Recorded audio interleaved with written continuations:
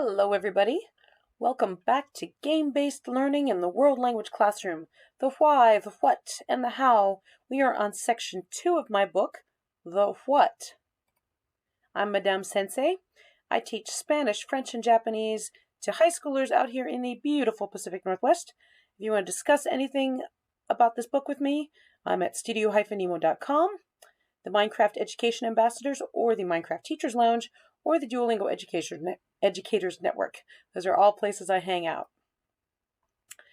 We're on chapter 4 of my next book, The Difference Between Game-Based Learning and Gamification. So simply put, game-based learning is where you use a game to teach a skill or to practice a skill. So in order to be successful in the game, you need to actually use the targeted skill. Okay?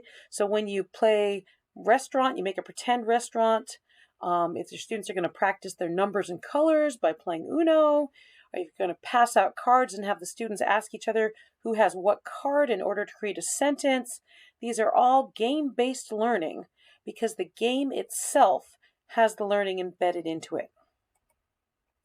In contrast, gamification is where you use the trappings of a game or a style of a game to make the learning more engaging. So basically, you're leveraging some of the bells and whistles that make a game fun into your classroom or into your lesson in order to get the students hooked into what you're teaching them and more engaged. Okay, so Duolingo is a great example of that.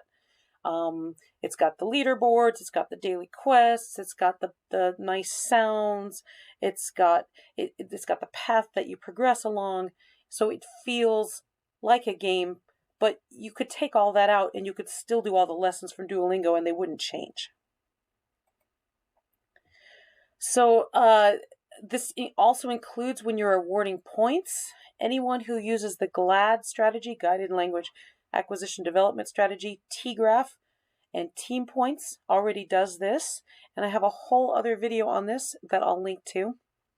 In my class, I set my tables up as different countries, and then I put points into Class Dojo. Okay, the points are pretty meaningless. Don't tell the kids that. I'll give them candy at the end of the semester or whatever. But it's just pretending like we're in a game. It's not actually a game in and of itself. It's just pretending like it. When you let your students create avatars, like I'm going to use avatars in the old style of the word, okay, like in Suggestopedia, or you could use Class Dojo or Classcraft, and your students could create little monsters or little D&D characters. If you've got classroom leaderboards, as Duolingo allows you to do, here's a classroom leaderboard, or you set aside a bulletin board and you put your students' names on it. If you have timed practice, if you have competitions, if you have sounds such as bells ringing or your classmates cheering, if you award stickers or homework passes or any prizes, among other things you could do. Those are all examples of gamification.